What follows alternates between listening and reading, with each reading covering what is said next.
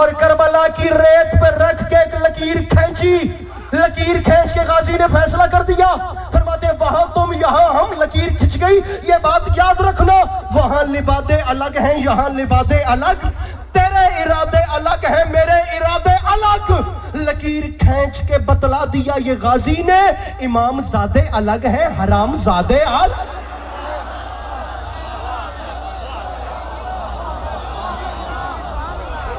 بس راضی رہیے گا.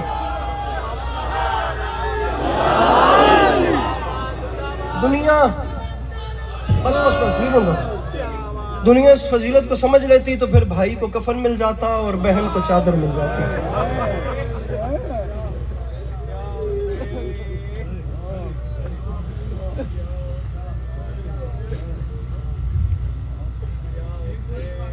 میں لاکھ بار کہتا ہوں 35 منٹ سے اوپر ہو گیا ٹائم پڑھتے پڑھتے. بھائی کو کفن مل جاتا, بہن کو چادر مل جاتی. یا حسین یا حسین اے شام.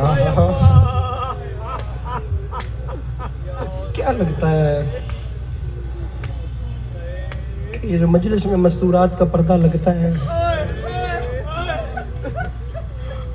کیا لگتا ہے کہ اس پردے کے پیچھے صرف ہماری مائیں بہنیں ہوتی ہیں؟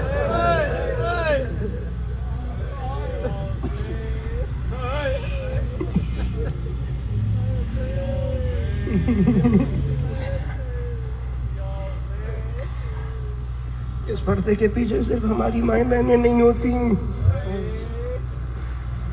بلکہ کسی کونے پہ ایک ٹوٹی ہوئی پسلیوں والی ماں بھی ہوتی ہے.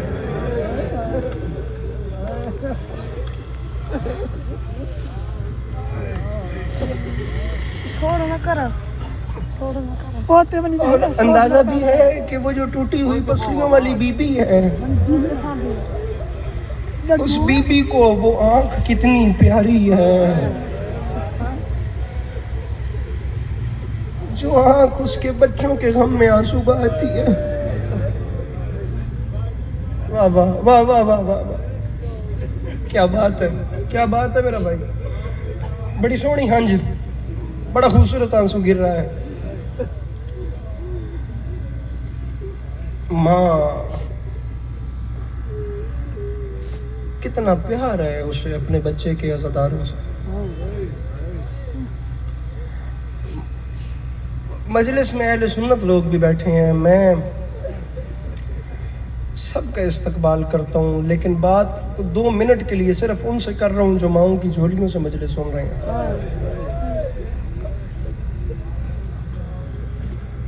پہلی مجلس ماں کی جھولی میں سنی تھی.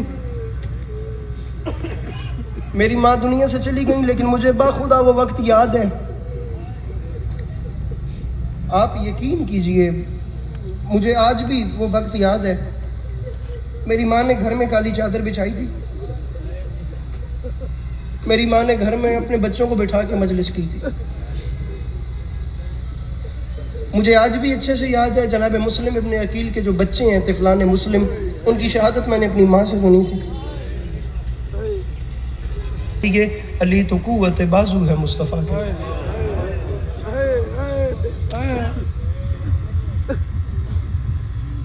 جن کے گھر میں ایسی عزائی مائیں ہیں نا, کربلائی مائیں, 2 منٹ کے لیے ان سے بات کر رہا ہوں.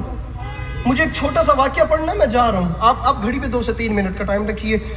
کوفہ کی رہنے والی ایک عورت روایت کرتی ہے, میں یا تو یہ چاند رات کو پڑھتا ہوں یا یکم محرم کو پڑھتا ہوں. کبھی دل کر پڑے تو ایسے پڑھ دیتا ہوں, ورنہ یہ مضمون ہے فقط محرم یا چاند رات یا یکم محرم کی رات.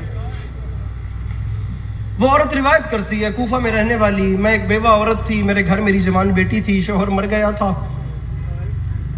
پہلے گھر میں ہم ماں بیٹی بیٹھ کے ذکر کیا کرتے تھے.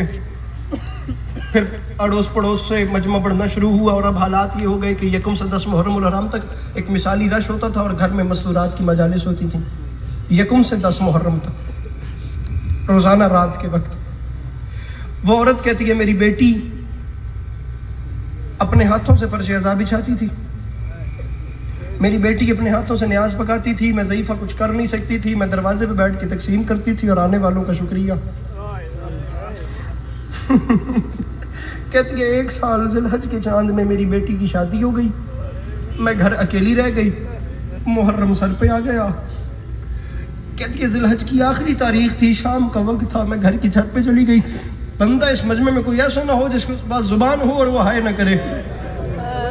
کہتی ہے شام کا وقت تھا, ذوالحج کی آخری تاریخ تھی, اور میں نے آسمان کی طرف دیکھ کے رو کے دعا کی, اللہ کرے اس بار محرم کا چاند نہ آئے.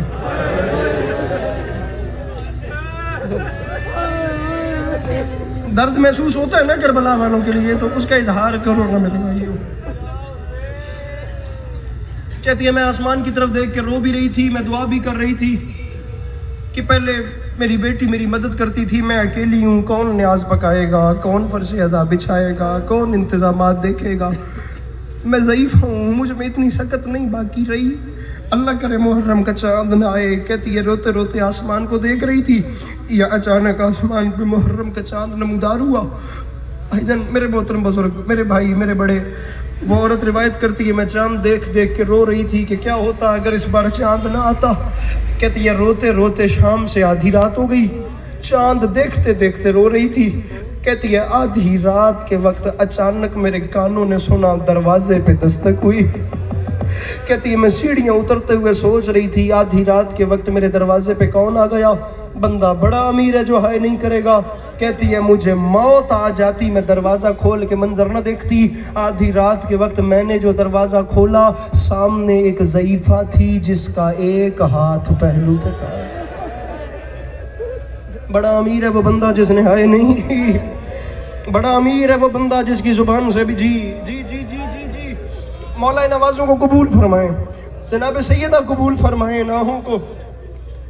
کہتی ہے سامنے ایک ضعیفہ تھی جس کا ایک ہاتھ پہلو پہ تھا, اس کے ساتھ ایک بی بی تھی, اس کے بائیں جانب ایک چھوٹی سی بچی تھی.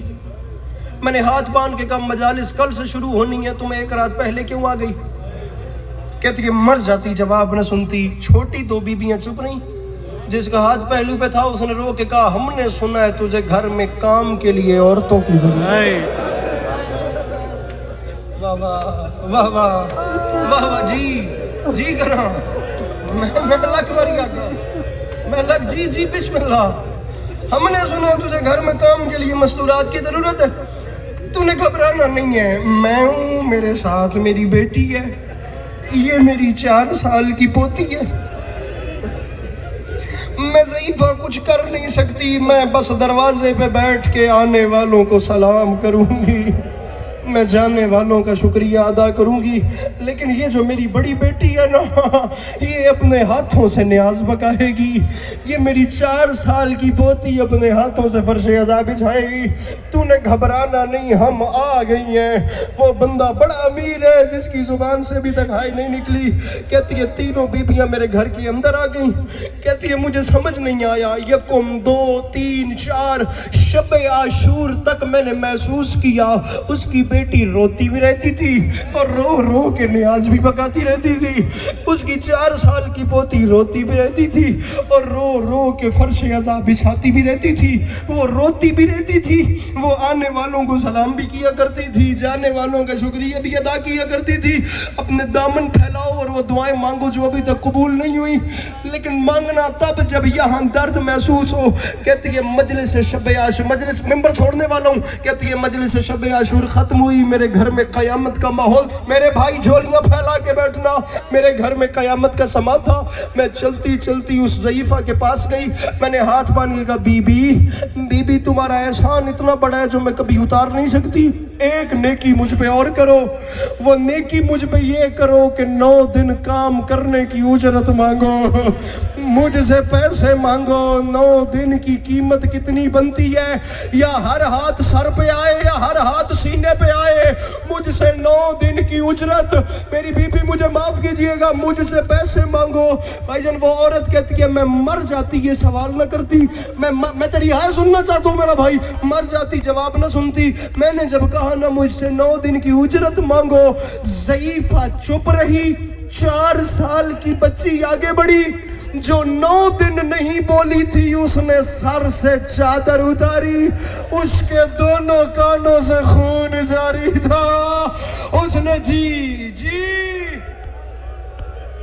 ماتم جی کرا اس کے دونوں کان زخمی تھے. اس نے رو کے کہا اگر اجرت دینی ہے تو فقط اتنا مانگتی ہوں گھر کے کسی کونے میں بیٹھ کے حسین کو رونے کی اجازت دے دے. میں غریب کو کھول کے رو نہیں پائی. جی کرا چھوڑ رہا ہوں ممبر میرے بھائی. وہ عورت کہتی ہے بچی نے جملے کہے میرے گھر میں قیامت آ گئی. میں نے کچھ لمحات کے بعد جب اپنے حواس مقام پہ دیکھے میں نے عجیب منظر دیکھا. تینوں بیبیاں اٹھ کے دروازے کی جانب جا رہی تھیں. آدھی رات سے زیادہ ڈھل چکی تھی. کہتی ہے ممبر چھوڑ رہا ہوں اس جملے پہ. میں دوڑتی دوڑتی ضعیفہ کے سامنے آئی. میں نے ہاتھ باندھ کے کہا بیبیو 9 دن میرے ساتھ رہی ہو. کل 10 محرم کا دن ہے. کل اصل رش ہے, شہادت کی مجلس ہے, گریہ زیادہ ہے, رش زیادہ ہے, ماتمداری ہے. کون لنگر نیاز تقسیم کرے گا؟ فجر ہونے والی ہے. جہاں اتنا رکی ہو وہاں چھوڑ کے مت جاؤ. تمہیں اسی حسین کی غربت کا واسطہ میرے ساتھ کل کا دن گزارو. میں اکیلے کیسے دیکھوں گی؟ بی بی مجھے معاف کیجئے گا. ہر بندہ سر پہ ماتم کرے. ارے مجھے چھوڑ کے کہاں جاتی ہو؟ وہ عورت کہتی ہے کوفہ کی زمین میں زلزلہ آیا, مر جاتی, سوال نہ کرتی اور جواب نہ سنتی. میں نے رو کے کہا مجھے چھوڑ کے کہاں جاتی ہو؟ چھوٹی 2 بیبیاں چپ رہی. جو ضعیفہ ہاتھ پہلو پہ رکھے تھی وہ آگے بڑھی. اس نے بڑی مشکل سے ہاتھ اٹھایا اور ہاتھ باندھ کے کہتی ہے مومنہ میں تجھے چھوڑ کے کبھی نہ جاتی, لیکن میری بڑی مجبوری ہے. فجر ہونے والی ہے, میں نے کربلا جانا ہے, میرے اکبر نے آذان دینی ہے. آگے بڑھ کے مجھے گلے سے لگا اور جس کا عشرہ کروا رہی ہے میں اس کی ماں فاطمہ, میرے ساتھ اس کی بہن زینب, یہ ساتھ اس کی بیٹی سکینہ.